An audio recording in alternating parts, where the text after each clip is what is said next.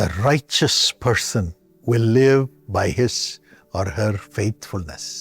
అయితే నీతిమంతుడు విశ్వాస మూలముగా బ్రతుకును. Habakkuk 2:4 says so. హబక్కు గ్రంథము 2వ అధ్యాయం 4వ వచనం తెలియచేస్తుంది. God has kept you as a righteous person. దేవుడు మిమ్మును నీతిమంతులుగా ఉంచి ఉన్నాడు. Do not be afraid. కనుక మీరు భయపడకండి.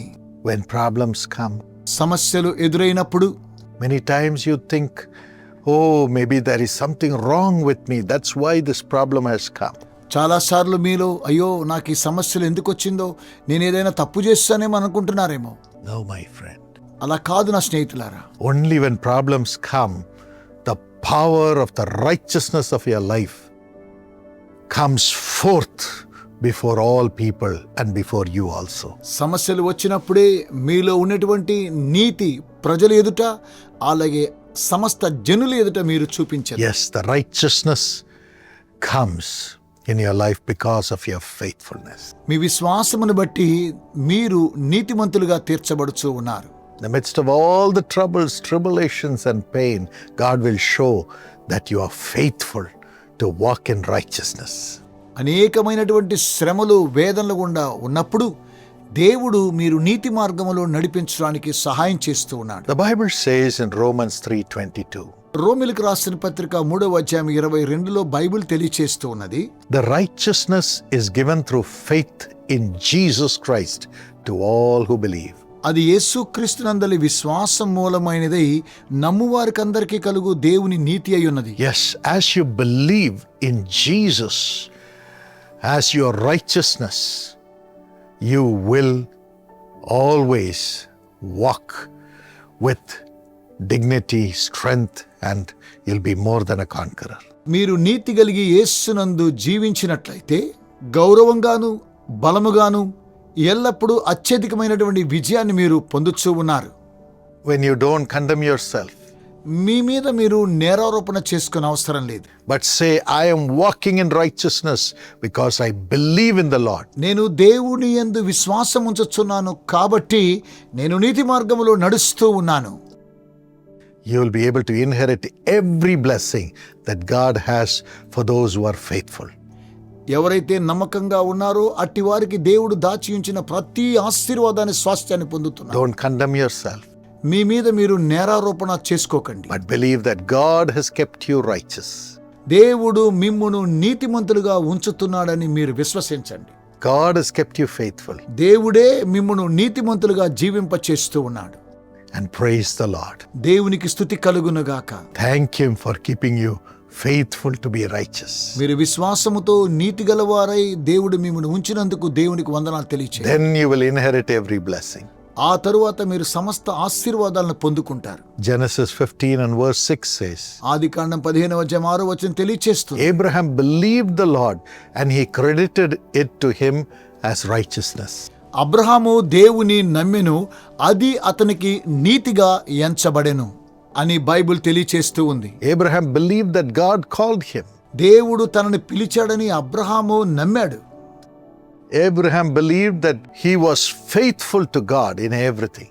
అన్ని విషయాల్లో అబ్రహాము దేవునికి నమ్మకంగా జీవించాడు.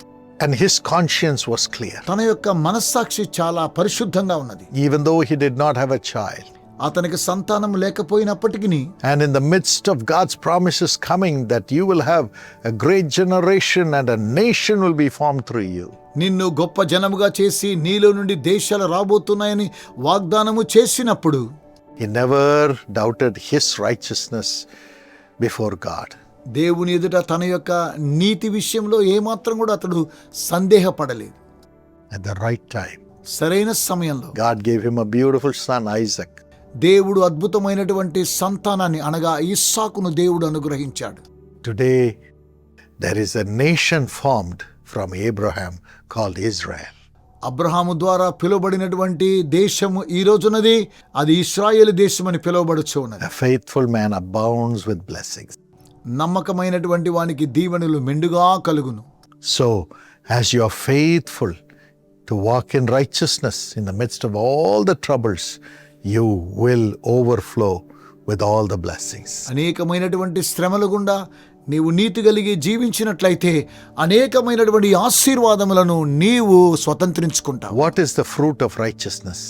నీతి ఫలములు ఏమనగా Isaiah 32:17. యెషయా గ్రంథము 32:17 Peace, peace, peace. సమాధానం సమాధానం సమాధానం. The fruit of righteousness is peace. నీతి ఫలమేమనగా సమాధానము. And you will have peace all your life. మీ జీవితాంతం కూడా మీకు సమాధానం కలుగునుగాక. Secondly, రెండవదిగా Matthew 5:6 says, మత్తయి సువార్త 5:6 తెలియచేస్తుంది. if you thirst after righteousness, నీతి కొరకై ఆకలి దప్పులు కలిగినట్లయితే you'll be filled with all the blessings. సమస్త ఆశీర్వాదములతో నీవు నింపబడుచున్నావు. Seek ye first the kingdom of God and his righteousness, and all these blessings shall be added to you. కాబట్టి మీరు ఆయన రాజ్యమును నీతిని మొదట వెదుకుడి, అప్పుడు అవన్నీ మీకు అనుగ్రహించబడును. మత్తయి సువార్త 6:33 ప్రకారం. Thirdly, మూడవదిగా Matthew 5:10. మత్తయి సువార్త 5:10 In the midst of the persecution, as you walk in righteousness and fulfill the will of God without fear for your life or possessions, you will have the kingdom of heaven. నీవు నీతి మార్గములో నడవడం ద్వారా నీవు హింసించబడుచు ఉన్నట్లయితే, నీ ప్రాణాన్ని గురించి నీ యొక్క స్వాస్థ్యాన్ని గురించి నీవు లెక్క చేయకుండా ఉన్నట్లయితే దేవుని రాజ్యాన్ని స్వతంత్రించుకుంటావు. Heaven will be open to you.